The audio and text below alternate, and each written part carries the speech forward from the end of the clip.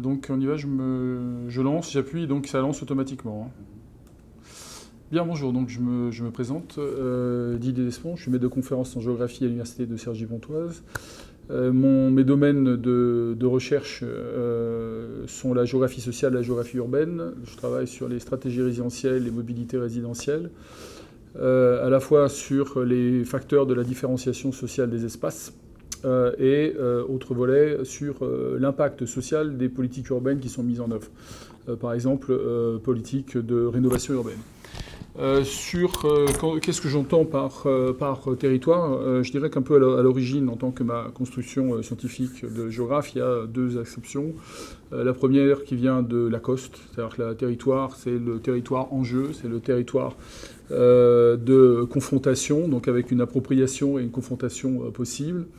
Avec des échelles qui peuvent être des échelles globales, mais aussi des échelles beaucoup plus locales, régionales. Donc la géopolitique locale, par exemple, ce sont des choses qui ont pu contribuer à ma construction en tant que géographe, construction intellectuelle en tant que géographe. L'autre apport que je trouve important, c'était Armand Frémont, donc avec l'idée de territoire vécu.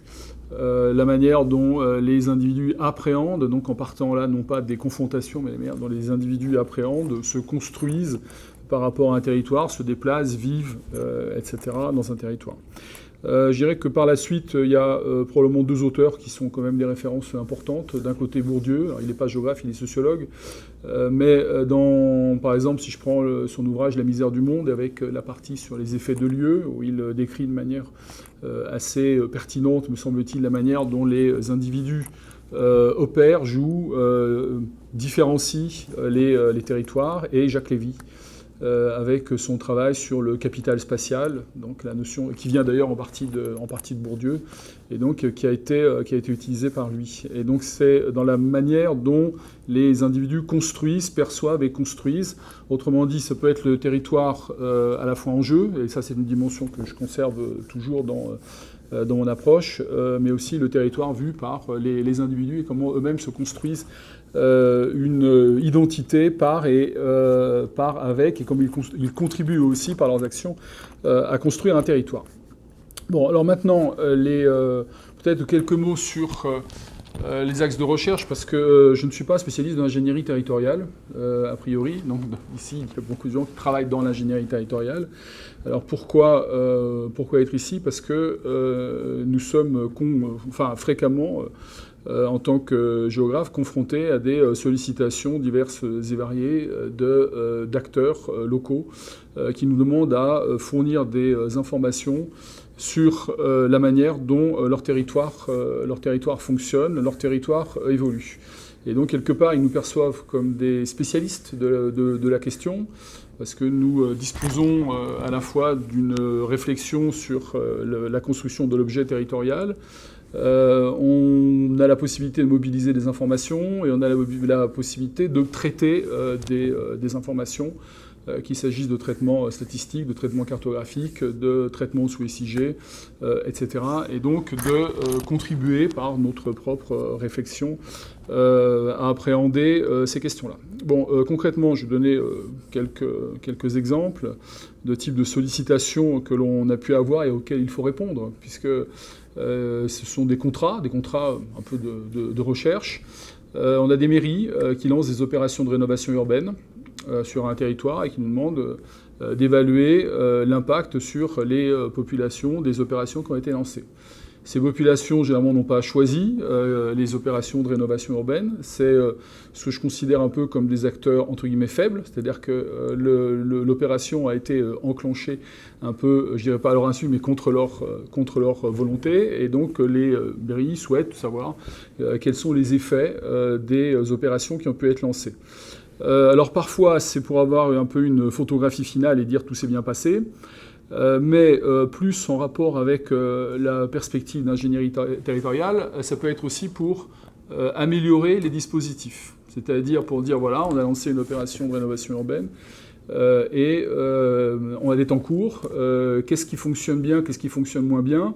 Et est-ce que l'on peut améliorer un certain nombre de choses, prise en compte des demandes des populations, par exemple ? Donc je mettrai ça sous un angle d'ingénierie territoriale. Et donc là, même si ce n'était pas l'intitulé initial, mais ça correspond quand même un petit peu à l'approche, avec un commanditaire qui est un commanditaire acteur municipalité. Deuxième, on observe que des collectivités territoriales un peu plus grosses, alors, en France ce sont des départements, conseils généraux, qui souhaitent se positionner par rapport à l'évolution de leur propre territoire.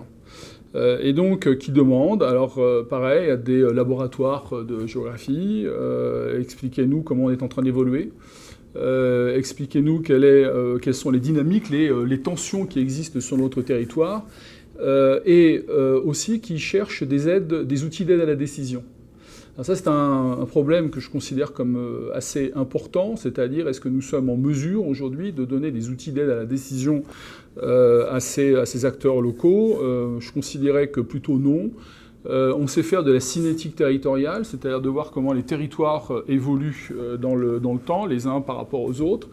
Par exemple, je sais pas, on prend un département, on peut prendre les sous-parties du département et voir comment ces sous-parties du département évoluent.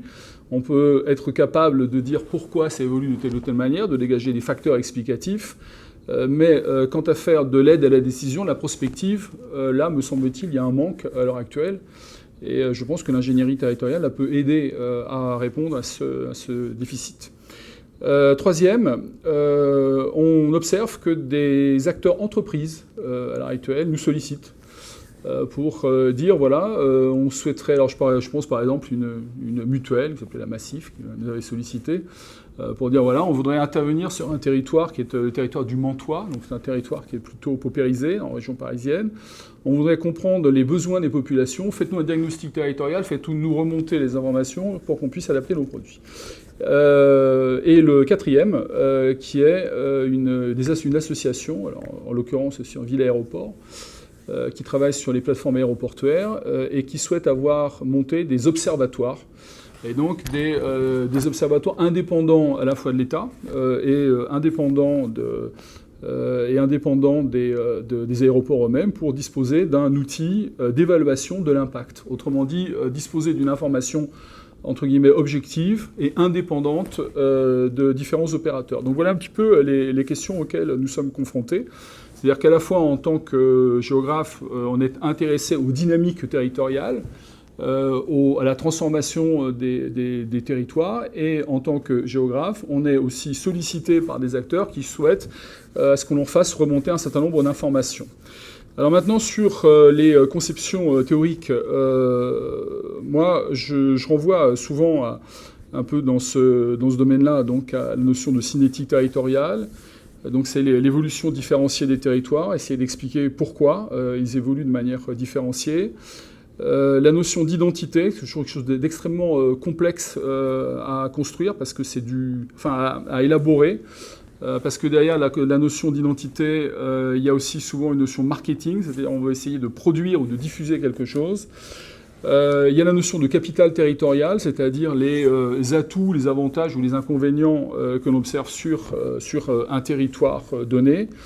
Et la notion de capital spatial, donc, qui est la capacité plus ou moins grande des individus à se mobiliser, à se déplacer dans l'espace, mobilité résidentielle par exemple, ou des choses comme ça. Maintenant, les questions que je me pose par rapport à ces problématiques d'ingénierie territoriale, à mon avis, il y a 3 ou 4. J'en avais pointé 3 ou 4. La première, c'est le positionnement des enseignants-chercheurs par rapport à ce genre de questions. Est-ce que nous sommes acteurs dans la construction de l'évaluation ou est-ce qu'on est simplement opérateur, intervenant, on va dire, de manière un peu à mi-chemin? Deuxièmement, ce que l'on produit, comment est-ce que ça va être diffusé? Est-ce que ce sont les experts qui parlent aux experts, ou est-ce que ce sont des informations qui vont alimenter les réflexions des citoyennes et des citoyens? A priori, je pars de ce principe-là. Troisième, est-ce que l'on veut faire de la communication de type marketing, ou véritablement contribuer à co-construire un projet de territoire? Et donc mes réflexions à l'heure actuelle portent là-dessus, c'est-à-dire à essayer de favoriser l'émergence d'une approche qui serait de co-construction des territoires, pas uniquement venus d'en haut, mais aussi par ceux que l'on peut appeler, disons, les habitants qui travaillent sur un territoire, qui vivent et travaillent sur un territoire donné.